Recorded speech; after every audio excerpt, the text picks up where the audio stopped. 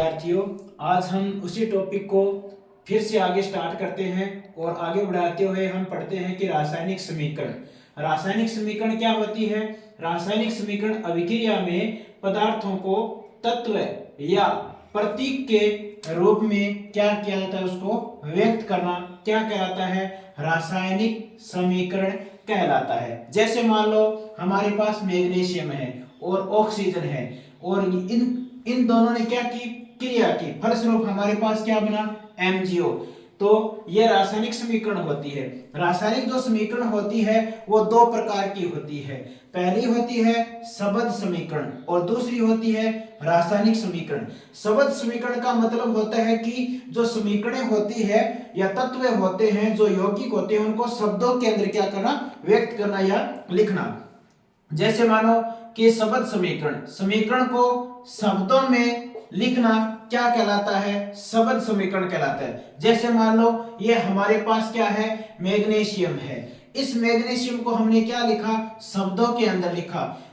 और ये हमारे पास क्या है? ऑक्सीजन है। इस ऑक्सीजन को हमने क्या लिखा? शब्दों के अंतर्गत है लिखा। और ये जो मैग्नीशियम ऑक्साइड बना है इसको हमने क्या लिखा है? शब्दों में मैग्नीशियम ऑक्साइड। रासायनिक समीकरण दूसरी है रासायनिक समीकरण। रासायनिक समीकरण जो होती है उसे किसे कहेंगे कि रासायनिक समीकरण में क्या करेंगे? पदार्थों को उनके तत्व या परमाणु क्रमांक के रूप में क्या किया जाता है? व्यक्त करना क्या कहलाता है? रासायनिक समीकरण कहलाता है। रासायनिक समीकरण देखो, रासायनिक जो समीकरण होती है वो कितने प्रकार की होती है? दो प्रकार की होती है। पहली होती है उसे हम कहेंगे कंकाली समीकरण और दूसरी जो होती है उसे हम कहेंगे संतुलित समीकरण। जो कंकाली समीकरण होती है बच्चों, वो क्या होती है? असंतुलित समीकरण को कहेंगे। कंकाली समीकरण किसे कहेंगे?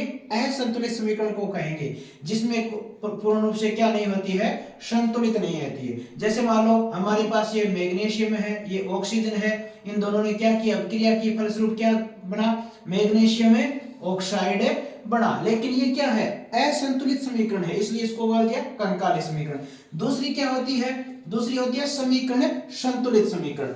वह रासायनिक समीकरण जिसमें अभिकारक, अभिकारक कौन से? ये, और उत्पाद, उत्पाद कौन से?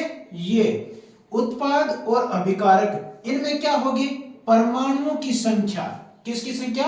परमाणुओं की संख्या। दूसरी या तत्वों की संख्या, ये दोनों क्या होती है? समान होती है।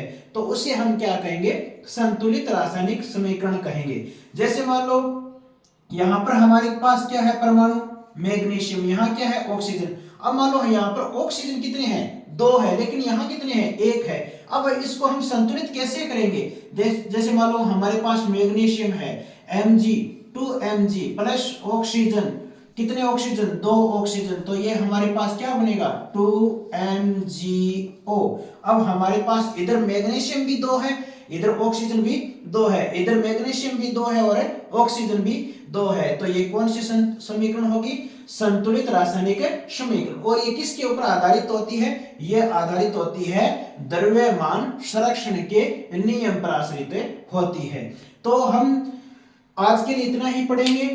देखो बच्चों, जितने भी एनसीईआरटी के साइंस है उसको हम पूर्ण रूप से कंप्लीट यहाँ पर करने वाले हैं, कक्षा 6 से लेकर 10वीं तक। अभी हमने 10वीं की बुक उठाई है क्योंकि अभी परीक्षा नजदीक है। संपूर्ण विज्ञान जो है, संपूर्ण साइंस है, वो आपको फ्री निःशुल्क मिलने वाली है और एक एक बात आपको निःशुल्क मिलेगी। इसमें क्या होगा?